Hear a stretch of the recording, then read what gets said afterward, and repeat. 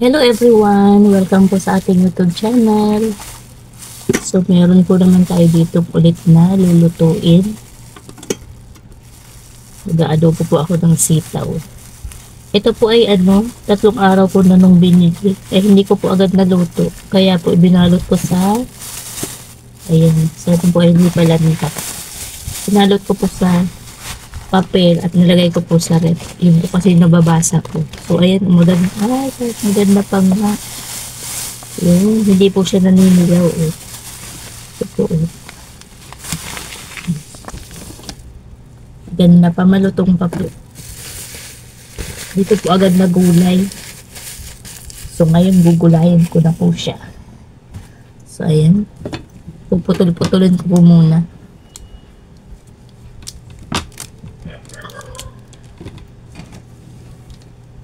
Haba.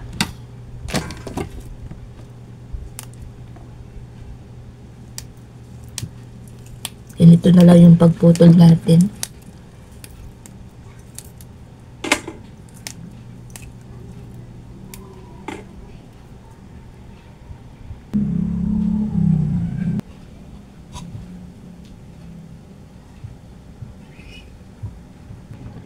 So, ayan po, naputol-putol ko na po lahat. Nahugasan ko na rin. Nakapaghiwa na rin po ako ng sibuyas at bawang. So, lalagyan po natin ng oyster sauce, paminta, at seasoning. Tapos, lalahukan ko po ng giniling na baboy. So, lulutuin po natin. So, mainit na po yung ating kawali. At meron na rin pong mantika. Igigisap na po natin sa bawang.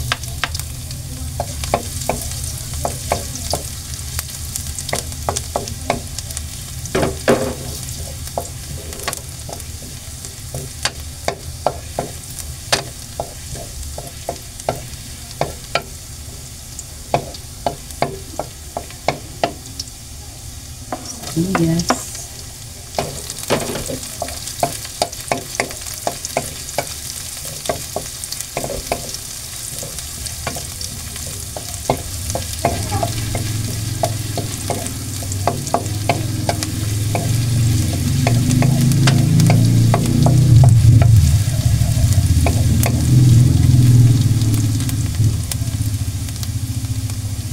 At isang kutsa po natin yung ating pagsahog na biniling.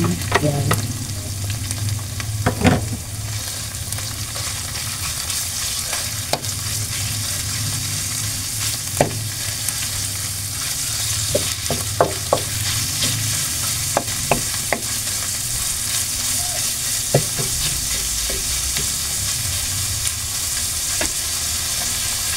Ito natin ang pamintang powder.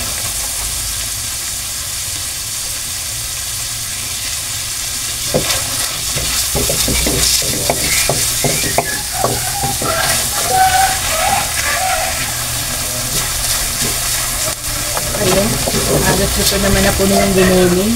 Lagay na po natin yung ating sitaw.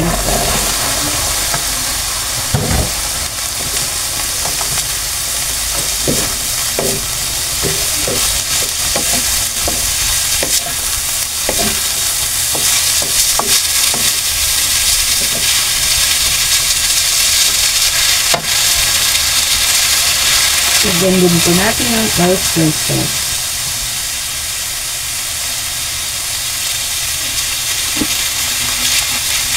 Seasoning.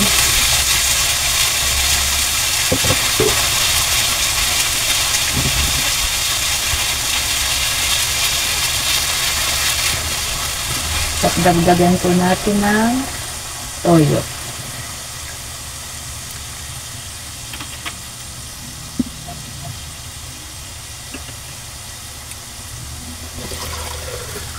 Konting sabaw.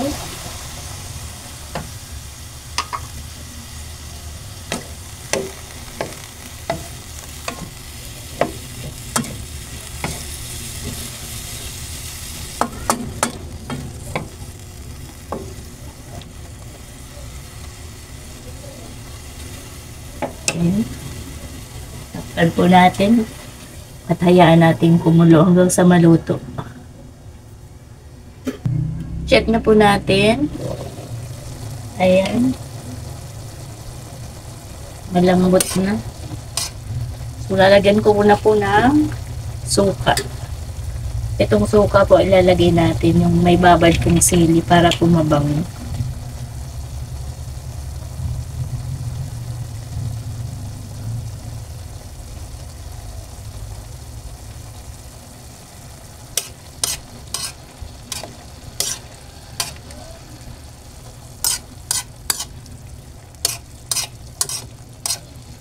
Masarap po sa adobong sitaw yung medyo litaw-litaw po yung asin.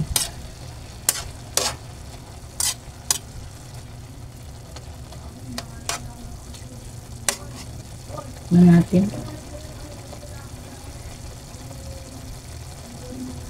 Kulang pa.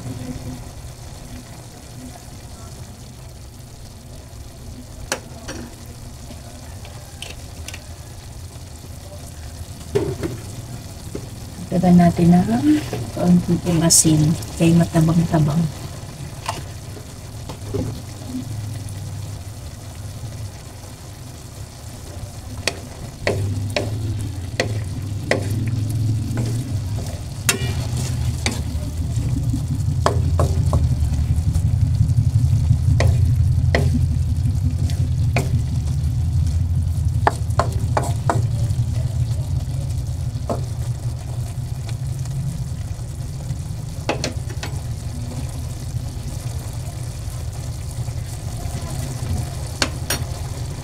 Yan, may kaunting anghang.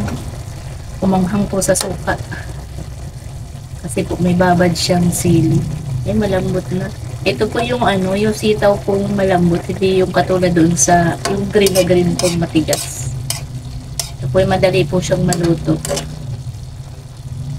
Malambot na. Luto naman na po ito.